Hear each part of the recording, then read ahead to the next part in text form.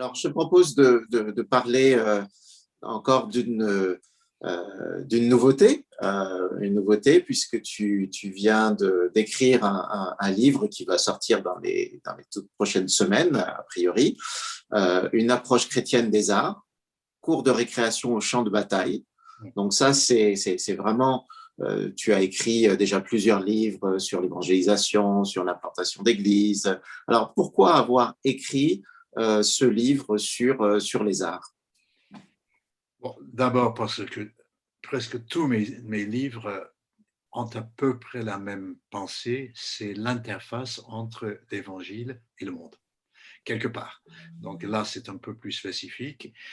Il est vrai aussi que euh, mes études universitaires étaient des études en lettres, donc des études littéraires.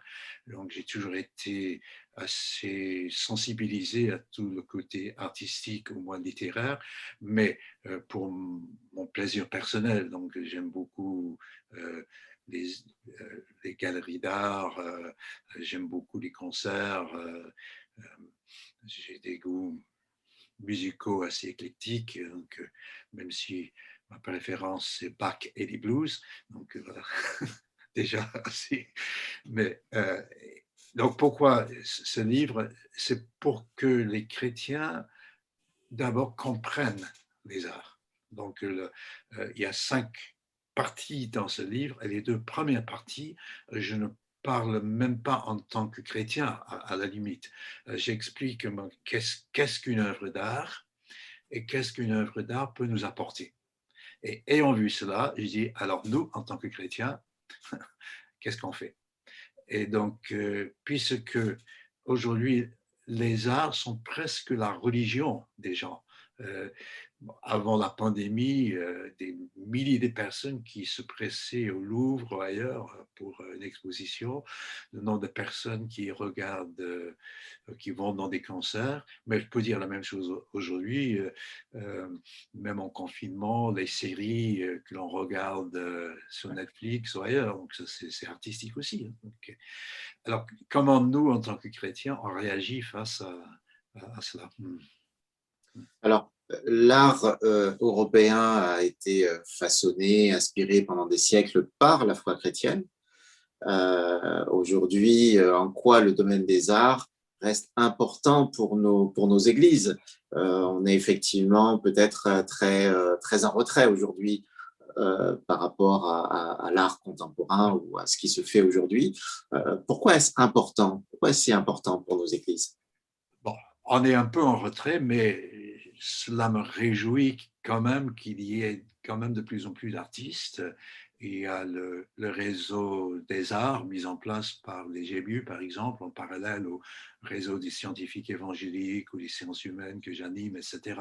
Donc, il y a quand même des personnes, des artistes chrétiens, et je m'en réjouis. Donc, je ne vais pas les mentionner par nom, mais ils commencent à percer un petit peu. Donc, c'est très bien. Alors, je pense il faut se dire, mais à quoi ça sert l'art? Et donc, moi, j'ai plusieurs aspects que je développe dans le livre. L'art nous aide à dévoiler la réalité quelque part, pour nous aider à voir ce qu'on n'aurait pas vu autrement. Euh, L'art nous apporte du plaisir aussi. Hein, donc, le sous-titre de mon livre, c'est cours de récréation au champ de bataille, parce que depuis toujours, et on remonte à l'Antiquité pour ça, l'art c'est pour plaire et instruire. Donc plaire, ok, mais quand on instruit, on remet en question ce que pense quelqu'un déjà, donc c'est une sorte de champ de bataille. Donc l'art raconte des histoires, donc les séries, c'est ça. Euh, L'art sensibilise très souvent au passage du temps, ou la mort. L'art pose des questions, l'art stimule notre imagination et transmet une vision du monde. Toutes ces choses-là sont exploitables au sens noble du terme par les chrétiens pour communiquer ce que nous pensons, mais plus que cela, pour mieux vivre cela nous-mêmes. Donc, je me souviens quand on faisait des cultes du soir à Paris-Cardinet, qu'on utilisait souvent les films ou les extraits de films, soit des films bibliques, parce qu'on rentrait plus dans le texte biblique aujourd'hui, en regardant un film tel que Paul, l'apôtre du Christ, par exemple, qui est remarquable, ou en regardant des extraits de films tout à fait laïques, si on veut, mais qui posent de bonnes questions. Donc, voilà. Et plus profondément que cela, quand on pense aux histoires, je dirais chaque histoire, quelque part, quelle qu'elle soit, est un rappel de l'Évangile. Parce qu'il y a dans chaque histoire une sorte de trame, je développe dans le livre, mais très rapidement, un héros, quelque part, qui doit faire face à un problème. Il arrive souvent qu'il n'arrive pas à faire face parce qu'il voit qu'il y a un problème en lui d'abord. Il faut qu'il résolve ce problème en lui. Et quand il a fait cela, il peut encore revenir au problème à résoudre, en quelque sorte. Donc, dans un sens, les cinéastes anglo-saxons disent souvent qu'un film, c'est un film de rédemption. Ils utilisent le mot biblique quelque part. Et donc, chaque histoire, quelque part, reflète l'Évangile. Donc, on peut aussi dire que l'art, quel qu'il soit, peut refléter l'Évangile. D'accord. Ouais. Alors, comment concrètement les églises locales peuvent encourager les artistes? Comment elles pourraient aussi intégrer davantage les arts dans leur diversité, dans la vie de la communauté locale? Oui. Bon, je pense qu'il y a plusieurs façons de faire. D'abord, je dirais, même au niveau d'un culte, on peut introduire des éléments artistiques. Et avant même de commencer, je dirais que même le lieu de culte en tant que tel. Donc, moi, j'ai fait venir un architecte d'intérieur pour refaire l'intérieur de l'église de Paris-Cardinet. Et donc, et tout le monde qui rentre trouve que c'est quand même joli, même si on pourrait encore faire mieux. Mais bon, je pense que ça, c'est important. Ensuite, même des choses très simples, la façon de lire le texte biblique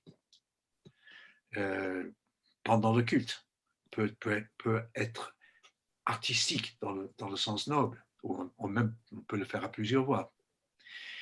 On peut utiliser des images lors d'une prédication ou lors d'un chant, par exemple. L'église du Blanc-Ménil comporte une fresque que j'ai fait faire par une artiste chrétienne et qui retrace toute l'histoire du salut depuis la création jusqu'à la nouvelle création. Donc, j'en ai fait des cartes postales que j'ai pu remettre à plein de personnes, le maire, la députée, etc. Donc, avec une petite explication. Je pense aussi que c'est un moyen, les gens reconnaissent quelque part leur ignorance et déjà à Cardinet, on a fait plusieurs fois, on a fait venir quelqu'un pour faire une conférence sur une œuvre artistique et cela attirait quand même du monde. Donc, je me souviens d'une belle conférence sur le Fils prodigue de Rembrandt, par exemple. Donc, ça, on peut faire. On peut aussi varier les approches musicales.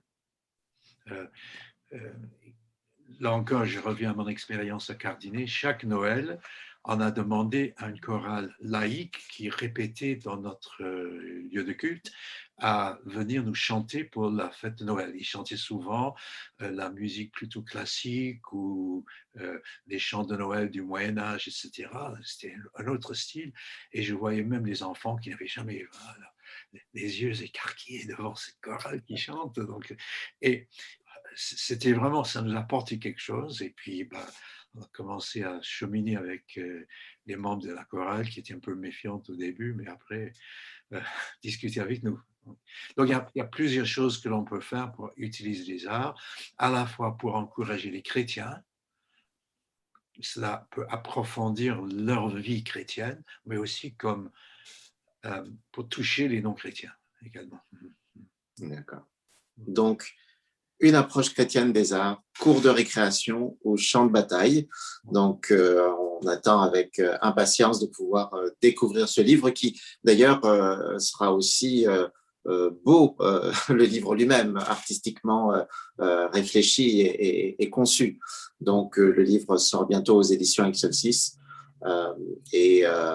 Voilà, on pourra le découvrir. Donc, merci David d'avoir partagé tout cela avec nous.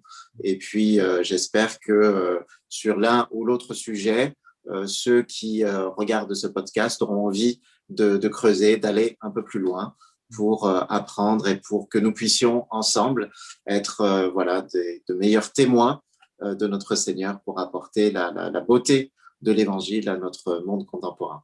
Merci David.